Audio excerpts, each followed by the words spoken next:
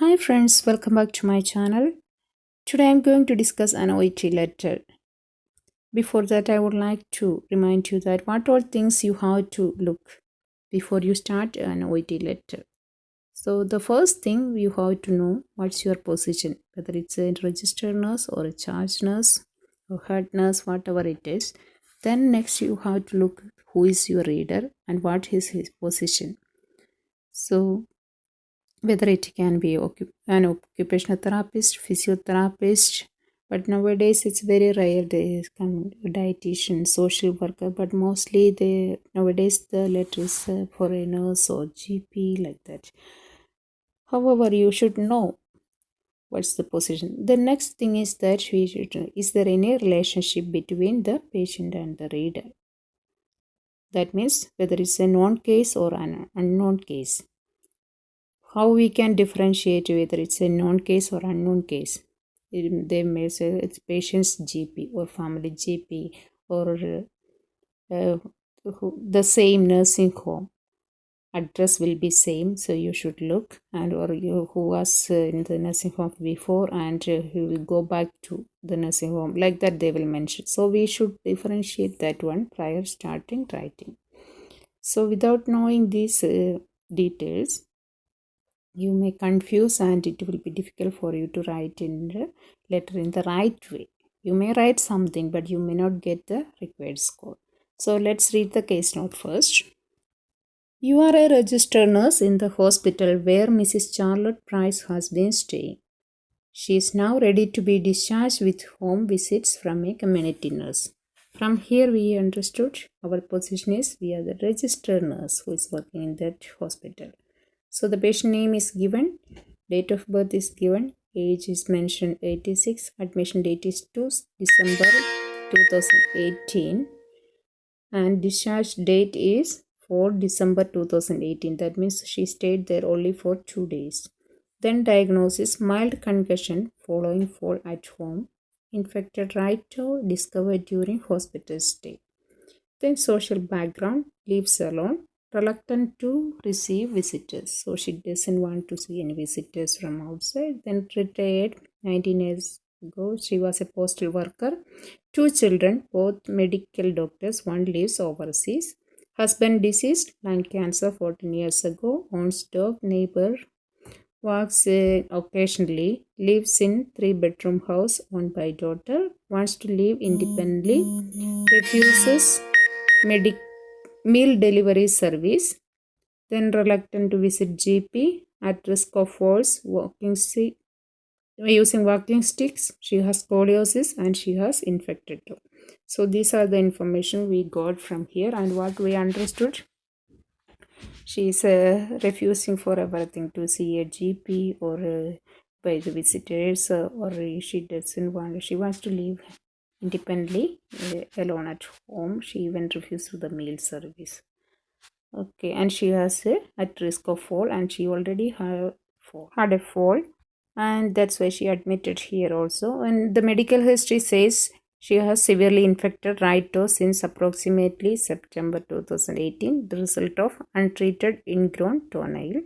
Then conjunctivitis, several episodes is mentioned here on 2nd February 2018, 18/3/2018 and 8/8/2018. Then gastroenteritis in 13/5/2018, both possibly associated with poor hygiene. Skin cancerous moles, -3 removed in 2000. Knee replacement was done in 1998. Whiplash injury in 1987. Then medical background. Hypertension for the past 25 years. Occasional drinker, whiskey, heavy smoker, cigarettes 40 per day, urinary incontinence and mild scoliosis and walks with the stick. Is the medication she is on Ramipril 10 mg for hypertension, ibuprofen as required for scoliosis, amoxicillin 500 mg thrice daily for 2 weeks for toe infection. Concerns regarding the compliance. Nursing management and progress. Concussion test, initial questioning satisfactory, finger nose finger test satisfactory, CT scan satisfactory. Then 48 hours precautionary admission, monitoring and rest. Now ready to be discharged home. Right to cleaned and dressed. Antibiotics prescribed. So these are the management which was done at the hospital. Just kept for 48 hours observation. So what are the discharge plan? Home visits by community nurse twice a week. Provide assistance with the showering, dressing. Provide advice regarding hand and food hygiene. Oversee treatment of right toe, clean, change dressing twice a week, encourage adequate rest, then monitor medication complaints, especially the amoxicillin and ramipril. So this is the discharge plan. See the writing task. Using the information in the case note, write a referral letter to Miss Leila Ward, community nurse, Ashton Health Center, Somerville, outlining the patient's current condition and needs for ongoing care. So from here itself we understood this is a type of referral letter, and we are going to write the reader is the community nurse. So we have to give all information to them. Let's see how we can write the introduction. So we can write, I'm writing to request a home visit for Mrs. Charlotte Price, who is recovering from mild concussion and has infected right toe. We can write together. So then she requires continued care and management following her discharge today. For ongoing care and management following her discharge today. Then next paragraph, what we can write, Mrs. Price was admitted or hospitalized on 2nd December 2018 due to mild concussion following a fall at home. Then we can write, although her investigations and neurological studies were unremarkable, she was observed in the hospital for 2 days. Like that we can write. Then we can write, during hospitalization, she was found to have an infected wound on her right toe or infected right toe, which was developed 2 months ago, approximately 2 months ago. So therefore, she was commenced on amoxicillin 500 mg thrice daily for 14 days. Because it's mentioned here 2 weeks, we can rephrase it as 14 days, or you can write 2 weeks. Then what else? Then dressing has performed. A daily dressing has performed, which needs to be continued. We can tell that currently her condition has improved and she is ready to be discharged home after observation, but still she needs assistance for showering and dressing. Or you can mention activities of daily living as well. You can write the social history and medical history.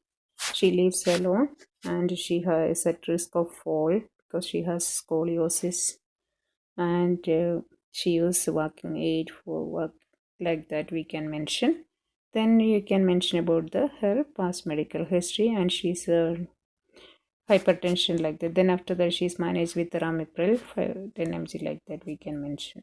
Then regarding the urinary incontinence and all, we can mention during the recommendation. We can connect it and write it. No need to mention here. We can write the recommendation. It would be appreciated if you could visit Mrs. Price at her home twice a week. Please provide support with her showering and dressing. Then kindly advise her regarding personal and hand hygiene, as she had urinary incontinence and multiple episodes of conjunctivitis. Please encourage her to take adequate rest and kindly observe her medication adherence, especially amoxicillin and ramipril. These are the recommendations. So I think it's clear for you. Then you can write, please do not hesitate to contact me if you have any queries regarding Mrs. Price. Yours sincerely, registered nurse. That's it. So just try to practice very well, so it will be easy for you to write during exam.